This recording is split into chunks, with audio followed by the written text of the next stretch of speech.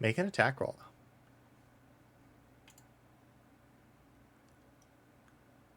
11. I assume that doesn't hit. Give him advantage because I'm. Yeah, I've he's got my not. gun. Yeah, he's not.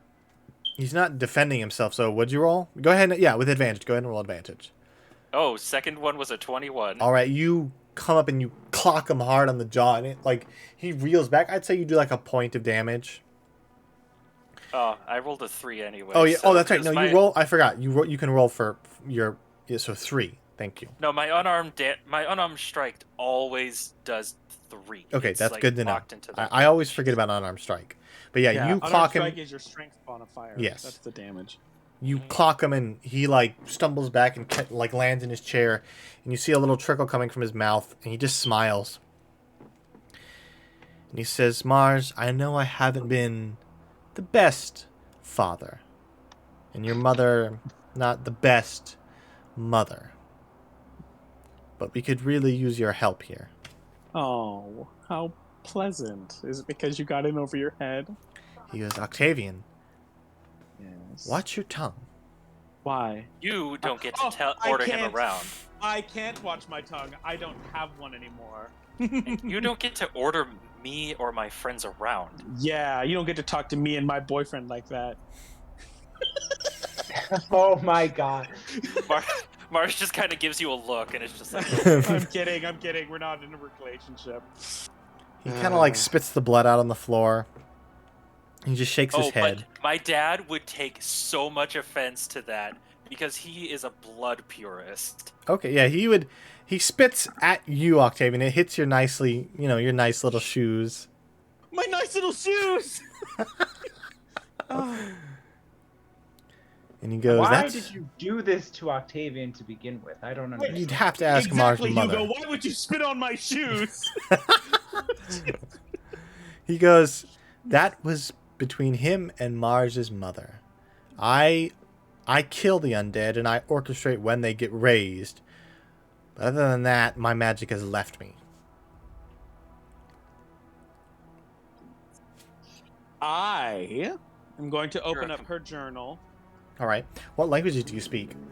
I speak the vast languages of Common, Elvish, and yeah, that's it. All right. It is gibberish to you. Oh, I look at it. Is it Loxodon? Nope. It's still gibberish. What languages do I speak? It just Common and Loxodon. He goes, "I don't know what language it's written in. Your mother was very secretive about this. She kept it even from me." I'm just gonna plop it into the bag of holding for later. Okay. Could I roll an insight to see if I recognize the text in any way? Yeah, It'd go be ahead. Investigation. Give me an investigation. Yeah. Okay.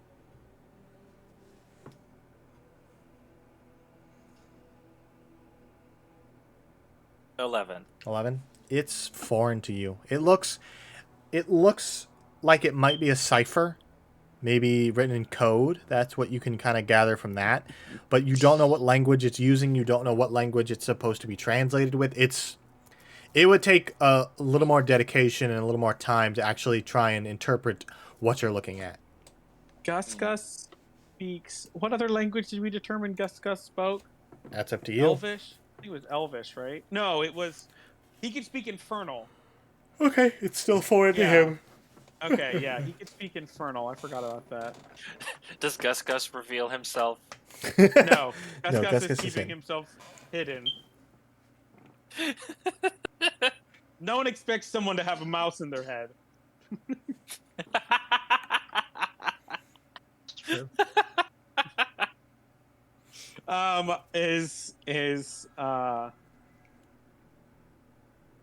Is Jupiter sitting down? Yes. Yeah, I knocked him over when I punched him. I am going to cast nothing. I'm not going to cast anything. I'm going Okay. to walk over to him and say, "So, you're without your magic. Your wife has turned herself into an abomination. And we have both a traitor," pointing at him, "and a freak of nature abomination, undead creature, not me, locked in another room. And we also have a devout priest of Mar here. Mira. Mira here. Whose very duty is to rid the world of those such as yourselves and your compatriots.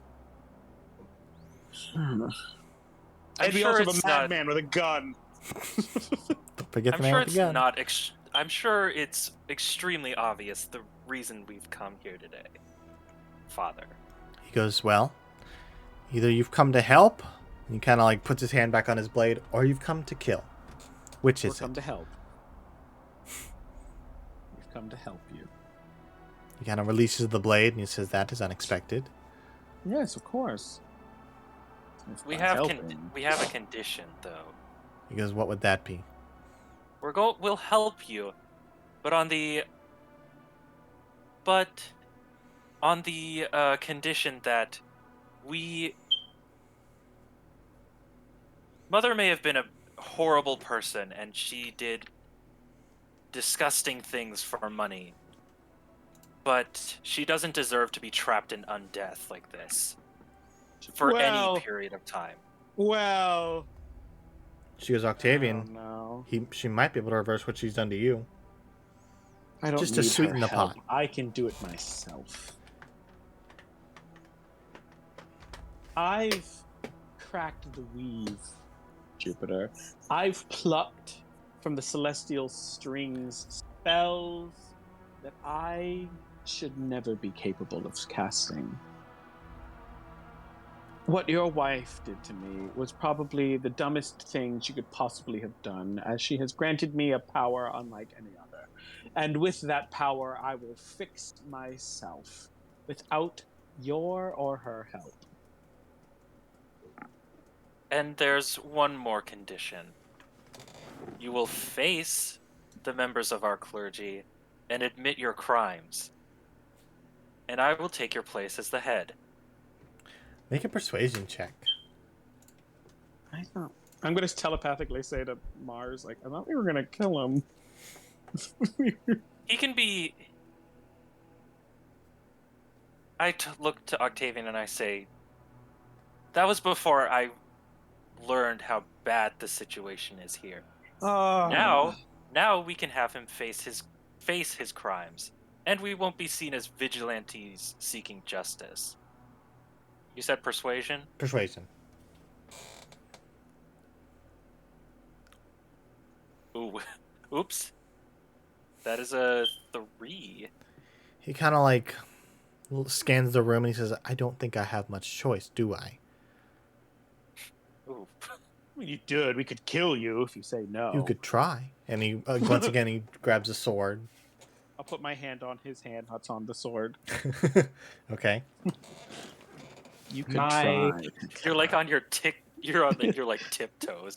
My celestial eyes start to glow like I'm ready to cast a spell. He's charging up. Make an intimidation check. I step Unlike over to Hugo you. and I'm gonna cast that holy weapon spell on it. Okay. Father, I have become much more powerful God. since the last time you've seen me. Pulls out a lightsaber. Yeah. 22. 22. Okay. He kind of releases the sword and he like puts his hands up like, but I don't want to die. Not yet anyway. I Good, still drop have- your sword. I still have my sword. I still have my hand on his sword. I'm going to pull the sword out. Okay, you pull. He doesn't resist. You take the sword. Give me a strength check. All right, here I go. Oh yeah. Oh it my just, god. While That's that's going on, 17. I got a 17. That's impressive for me. you at first you like hold it as the full weight comes out of the sheath and you almost topple over, but then you like hold it and like right in front of you, all proud. Yeah, and then I'm going to chuck it into the fireplace. or you could have put it in your bag of holding. Then No, he but could try and get it later. yeah, but he can't get it now. It's going to be real hot.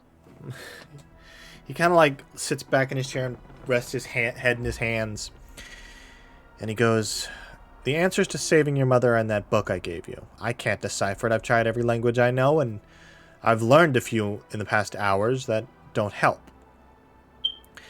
There's a woman, however, in Blackcore, who I've been corresponding with a few years now, named Missa Polk. She studies at the Diamond Academy, and What a coincidence. We planned on going to Black Core anyway at some point.